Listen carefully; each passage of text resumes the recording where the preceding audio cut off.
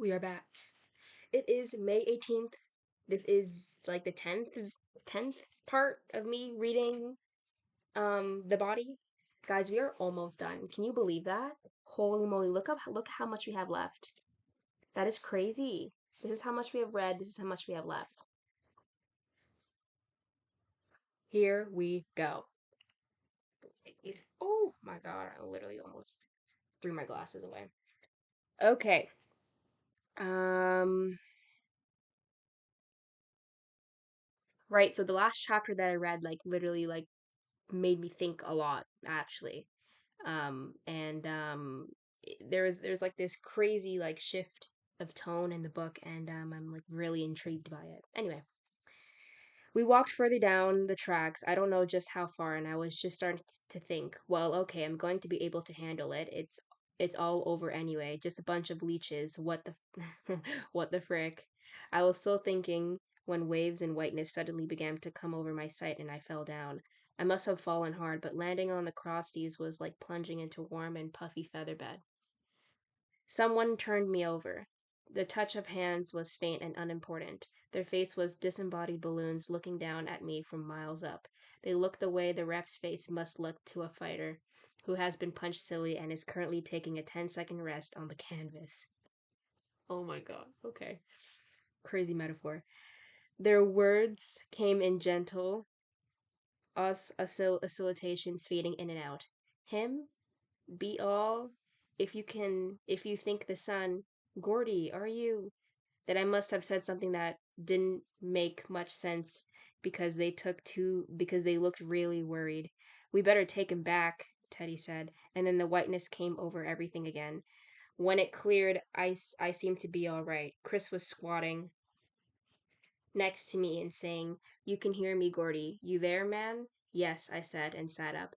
A swarm of black dots exploded in front of my eyes and then went away. I waited to see if they'd come back, and when they didn't, I stood up. "You scared the cheesily old crap out of me, Gordy," he said.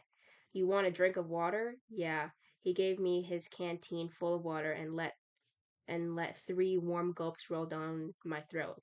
"Why'd you faint, Gordy?" Vern asked anxiously. "Made a bad mistake, then looked at your face," I said. "Ee hee hee hee hee," Teddy cackled. "Frickin' Gordy, you wet. You really okay?" Vern persisted. "Yeah, sure." It was bad there for a minute, thinking about those suckers. They nodded soberly. We took 5 in the shade and then went on to walking, me and Vern on one side and the tracks again, Chris and Teddy one on the other. We figured we must be getting close. We weren't as close as we thought, and we'd had the brains to spend 2 minutes looking at a road map. We would have seen why. We knew that Ray Brower's corpse had to be near the back Harlow Road, which dead ends on the bank of the Royal River. Another trestle carries the GS and WM tracks across the Royal. So this is the way we figured.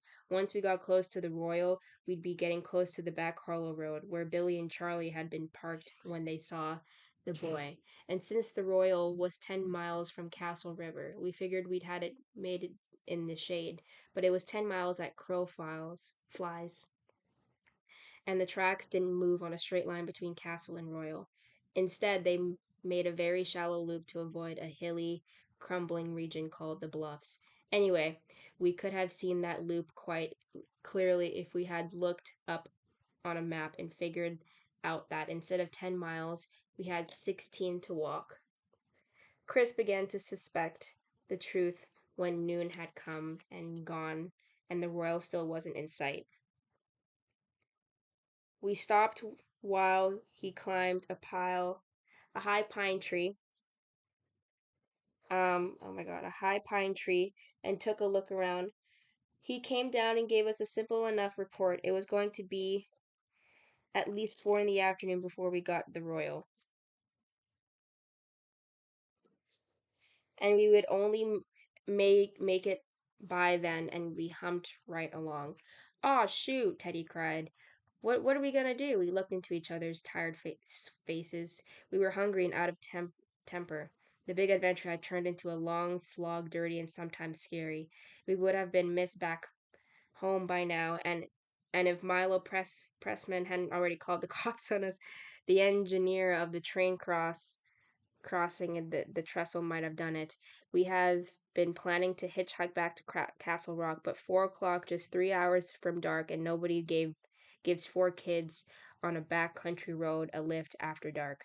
I tried to summon up the cool image of my deer cropping at green morning grass, but even that seemed dusty and no good, no better than a stuffed trophy over the mantle in some guy's hunting lodge. The eyes sprayed to give him that phony, lifelike shine.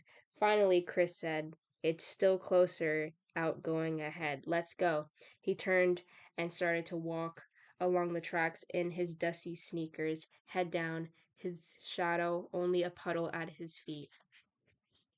After a minute or so, the rest of us followed him, strung out in an Indian file. Okay.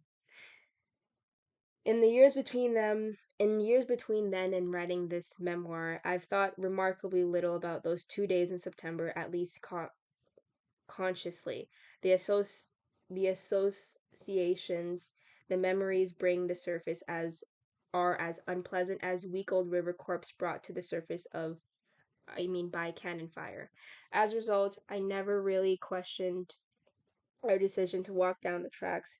Put another way, I wondered sometimes about what had decided to do, but never how we did it.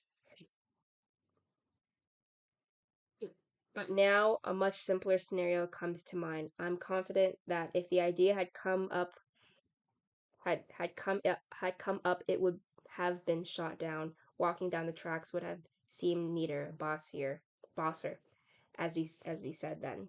But if the idea had come up and hadn't been shot in flames, none of the things which occurred later would have happened. Maybe Chris and Teddy and Vern would be alive today. No, they didn't die in the woods or on the rail tracks. Nobody dies in this story except some bloodsuckers and Ray Brower. And if you want to be completely fair about it, he was dead before it even started.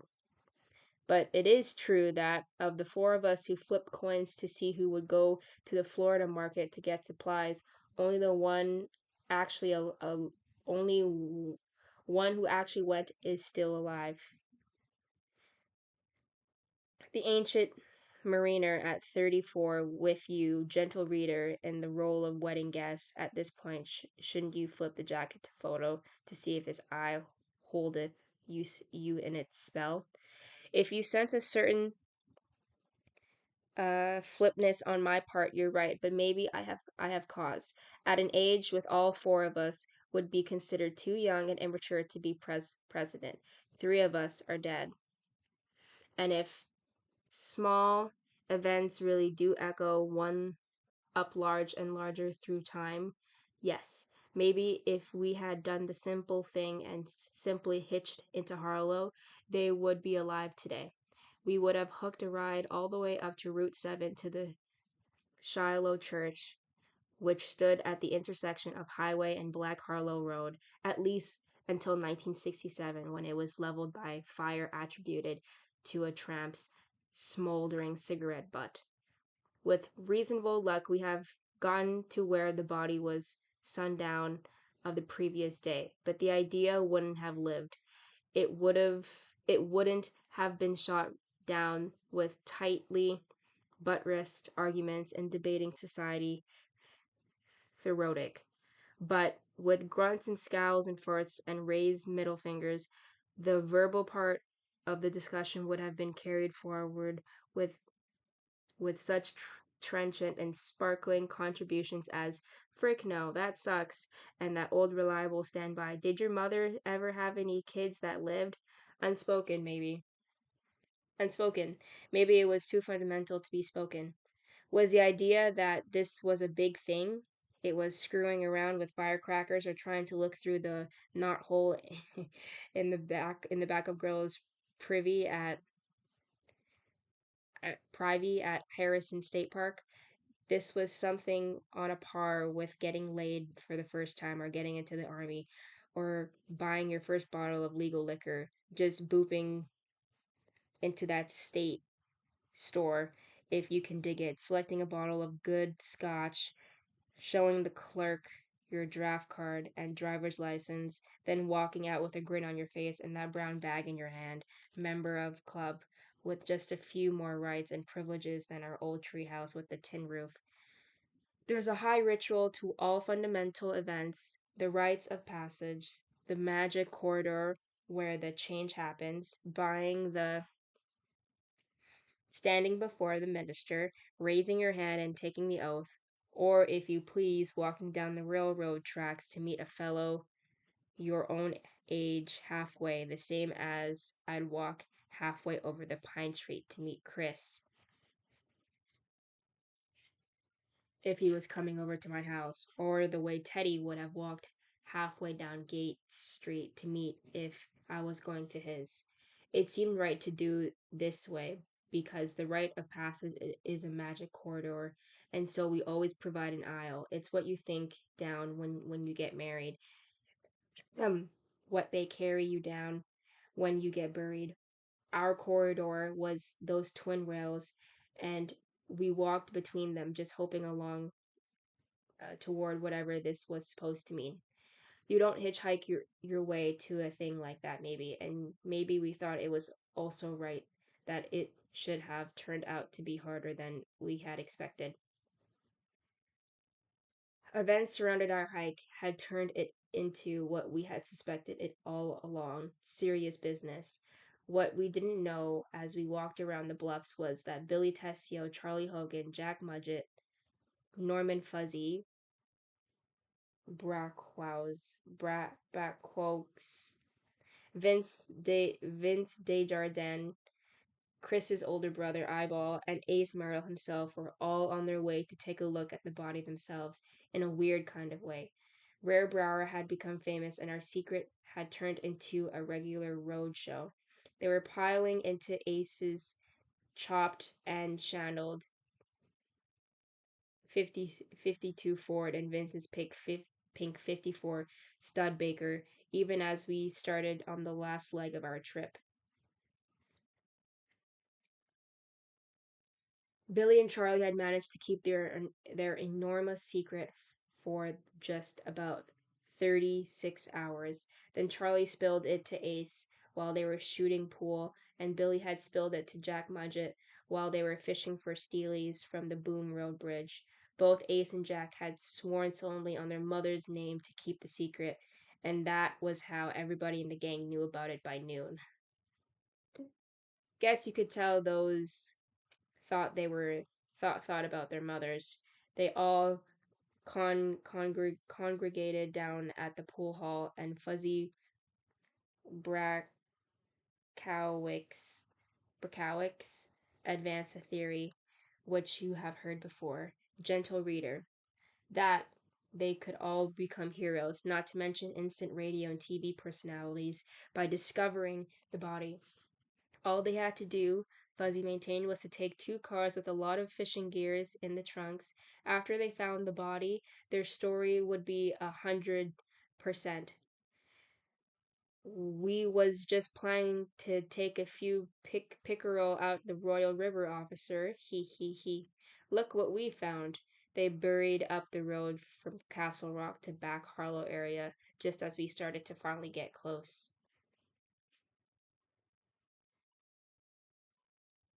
Okay, let's see this one. This one is quite the okay. Clouds began Clouds began to build in the sky around 2 o'clock, but at first none of us took them seriously. It hadn't rained since early days of July, so why should it rain now? But they kept building to the south of us, up, and up, and up. Thunderheads and great pillars as purple as bruises, and they began to move slowly our way. I looked at them closely, checking for remembrance beneath. That means it's already raining 20 miles away or 50. But there was no rain yet. The clouds were just buildings. We're just building. Vern got a blister on his heel and stopped and rested while he packed the back of his left sneaker with moss stripped from bark of an old oak tree. Is it gonna rain, Gordy? Teddy asked. I think so. Pisser, he said and sighed. The pisser good end to a good pisser good day. I don't even know what that means. I laughed, and he tipped me a wink. We started to walk again a little more slowly, now out of respect for Vern's hurt foot, and in the hour between 2 and 3, the quality of the day's light began to change, and we knew for sure that rain was coming. It was just as hot as ever, and even more humid, but we knew, and the birds did. They seemed to appear from nowhere and swoop across the sky, chattering and crying shrilly to each other, and the light from a steady beating brightness it seemed to evolve in something filtered, almost pearly. Our shadows, which had begun to grow long again, also grew fuzzy and ill-defined. The sun had begun to sail in and out through the thickening decks of clouds, and southern sky had gone a coppery shade. We watched the thunderheads lumber closer, fascinated by their size and their mute threat. Every now and then it seemed that a giant flash bulb had gone off inside of them, turning their purplish bruised color momentarily to a light gray. I saw a jagged fork of lightning lick down from the underside of the closet. It was bright enough to print a blue tattoo on my retinas.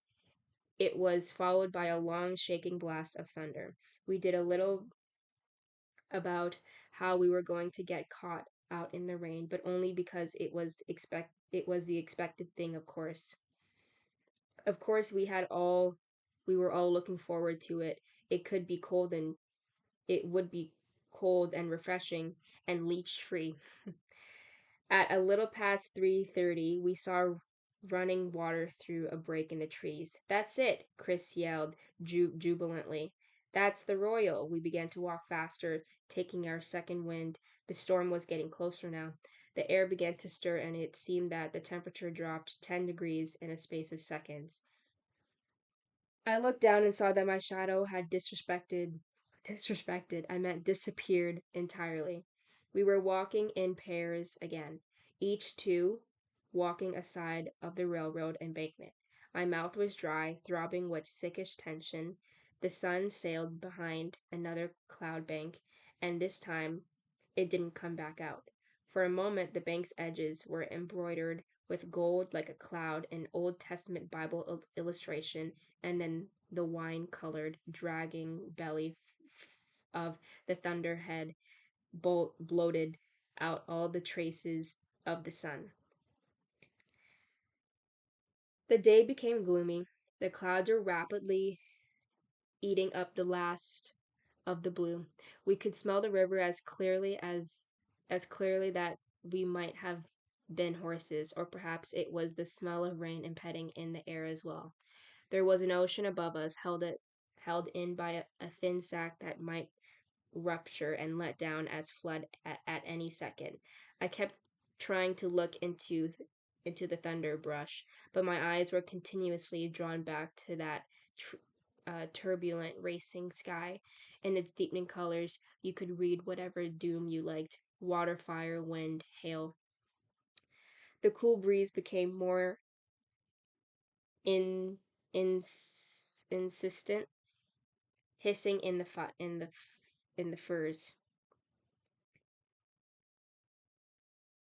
In the fears? No, furs. Fires? No. Fears? No. Furs? Okay. A sudden impossible bolt of lightning flashed down singly from direct overhead, making me cry out and clap my hands to my eyes. God had taken my picture, a little kid with his shirt tied around his waist, ducking bumps on his bare chest and cinders on his cheeks. I heard the rending fall of some big tree not 60 yards away. The crack of thunder which followed made me cringe. I wanted to be at the home reading a good book in a safe place, like down in the potato cellar. Jesus, Jesus, Jesus, Vern cried in a high, fainting voice. "Oh my Jesus Christ, look at that." I looked in the direction was Vern was pointing and saw a blue-white fireball bowling its way up the left handrail of GS and WM tracks, crackling and hissing for all the world like a scalded cat. It hurried past us as we turned to watch it go, dumbfounded, aware for the first time that such things could exist. 20 feet beyond us, it made a sudden pop and just disappeared, leaving a greasy smell of ozone behind. What am I doing here anyway? Teddy muttered. What a pisser, Chris exclaimed happily, his face upturned. This is going to be a pisser like you wouldn't believe, but I was with Teddy. Looking up at the sky gave me a dismayed sense of vertigo. It was more like looking into some deeply mysterious marbled gorge. Another lightning bolt crashed down, making us duck. This time the ozone smell was hotter, more urgent. The following clap of thunder became no perceptionable pause at all. My ears were still ringing from it when Vern began to screech triumphantly, There, there! There he is, right there! I see him! I can see Vern right this minute if I want to. All I have to do is sit back for a minute and close my eyes. He's standing there on the left-hand rail like an explorer on the prow of his ship, one hand shielding his eyes from the silver stroke of lightning that has just come down, and other extended and pointing. We ran up beside him and looked. I was thinking to myself, Vern's imagination just ran away with him. That's all. The suckers, the heat, now the storm. His eyes were dealing wild cards, that's all. But that wasn't what it was, although there was a split second when I wanted it to be. In that split second, I knew I never wanted to see a corpse, not even a round over woodchuck. In the place where we were standing, early spring rains had washed parts of the embankment away, leaving a gravely uncertain 4 foot drop off. The railroad maintenance crews had either not gone around to it in their yellow diesel operated repair carts, or it had happened so recently it hadn't been reported. At the bottom of this washout was a marshy, mucky tangle of undergrowth that smelled bad, and sticking out of a wild clock spring of blackberry brambles was a single pale white hand. Did any of us breathe? I didn't. The breeze was now a wind harsh and jerky coming at us from no particular direction, jumping and whirling, slapping at our sweaty skins and open pores. I hardly noticed.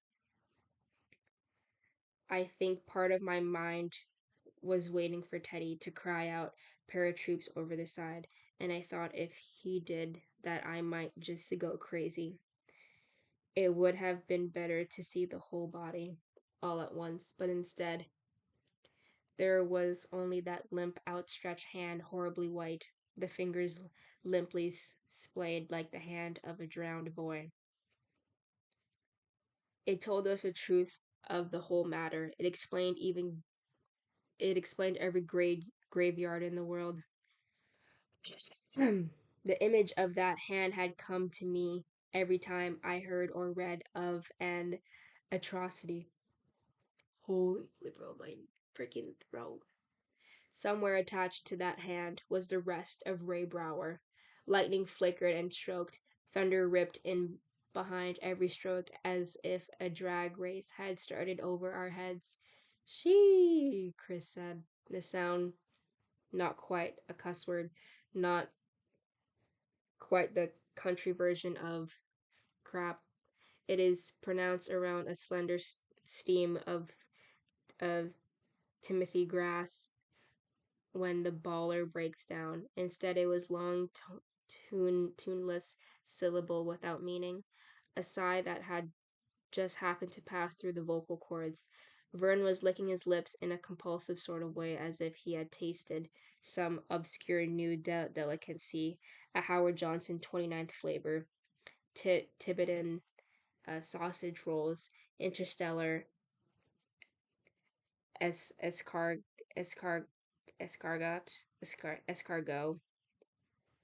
Something so weird that it excited and revolted him at the same time.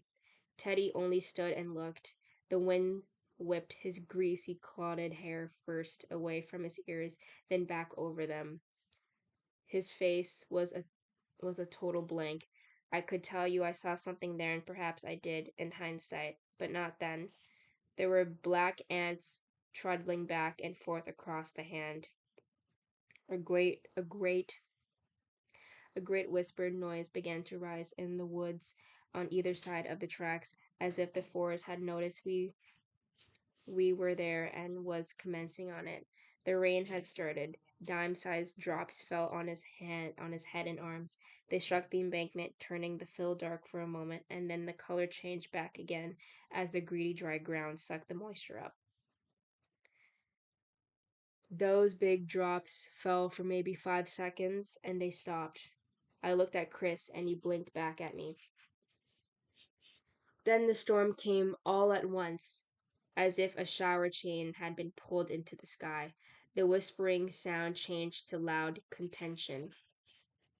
It was as if we were being rebuked for our discovery, and it was frightening. Nobody tells you about the pathetic fallacy until you're in college, and even then I noticed that nobody was the total dorks completely believed it was a fallacy. Chris jumped over the side of the washout, his hair already soaked and clinging to his head. I followed. Vern and Teddy came close behind, but Chris and I were first to reach the body of Ray Brower. He was face down. Chris looked into my eyes, his face set and stern, an adult's face. I nodded slightly, as if he had spoken aloud. I think he was down here and relatively intact instead of up there between the rails and completely mangled because he was trying to get out of the way when the train hit him, knocking him head over heels. He had landed with his head pointed towards the tracks, arms over his head like a diver about to execute. He had landed in his boggy cup of land that was becoming a small swamp. His hair was a dark reddish color. The moisture in the air had made it curl slightly at the ends. There was blood in it, but not a great deal, not a gross out amount. The ants were grosser.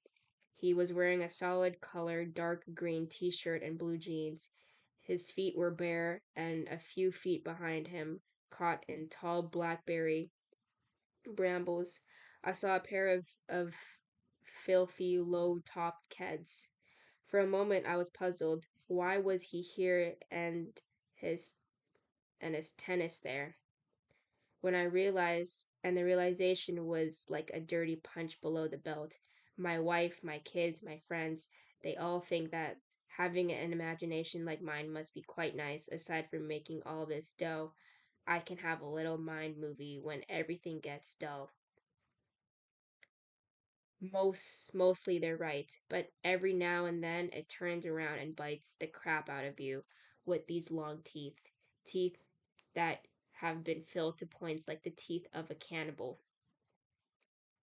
You see things you'd you'd see you see things you just as soon not see, things that keep you awake until first light. I saw one of those things now, saw it with absolute clarity and certainty. He had been knocked spang out of his keds. Oh my god. The train had knocked him out of his keds, just as it had knocked the life out of his body. That finally rammed it all the way home for me. The kid was dead. The kid wasn't sick. The kid wasn't sleeping. The kid wasn't going to get up in the morning anymore or get runs from eating too many apples or eating poison ivy or wear out the eraser on the end of his Ticonderoga number 2 during a hard math test. The kid was dead, stone dead. The kid was never going to go out bottling with his friends in the spring, gunny sacking gunny sack over his shoulder to pick up the returnables the retreating snow uncovered. The kid wasn't going to wake up at 2 o'clock a.m. on the morning of November 1st this year, run to the bathroom, vomit up a big glurt of cheap Halloween candy.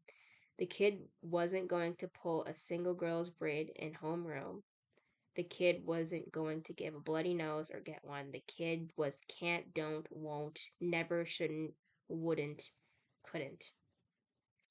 He was on the side of the battery where the terminal says neg. The fuse you have to put a penny in. The wastebasket by the teacher's desk, which always smells of wood shavings from sharpener and dead orange peels from lunch. The haunted house outside the town where the windows are crashed out, the no trespassing sign whipped away from the fields, the attic full of bats, the cellar full of rats. The kid was dead, Mr. Ma'am, young sir, little miss. I could go all day and never get it right about the distance between his bare feet and the ground and his dirty cats hanging off the bushes. It was 30 plus inches. It was a google of light years. The kid was disconnected from his kids beyond all hope of reconciliation. He was dead. We turned him face up into pouring rain, the lightning, the steady crack of thunder. There were ants and bugs all over his face. They ran briskly in and out of round collar of his t-shirt.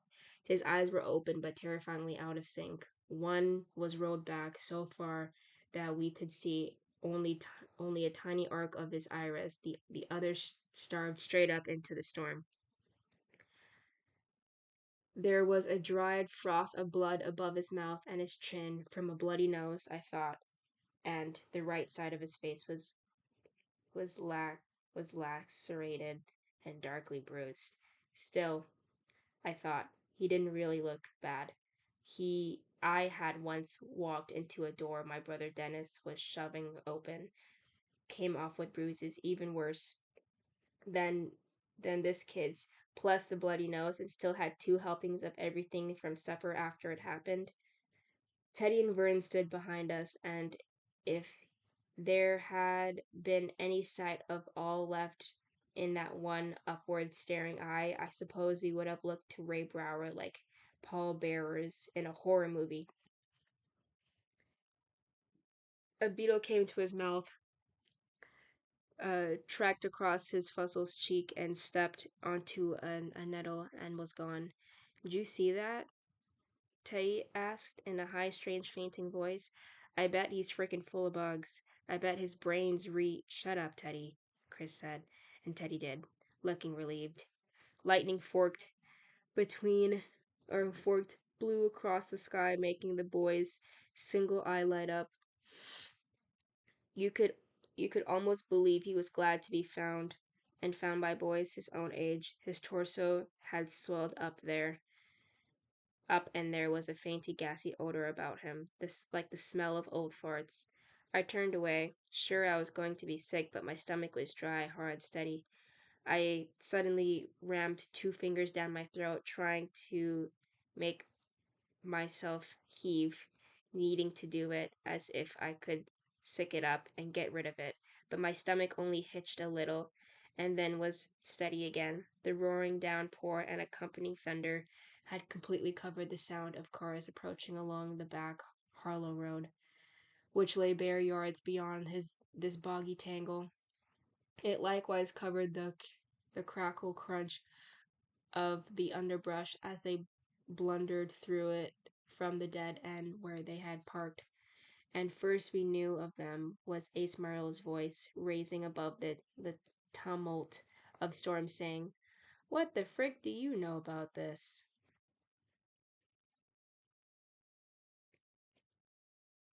And that's it. That is it, y'all. We read.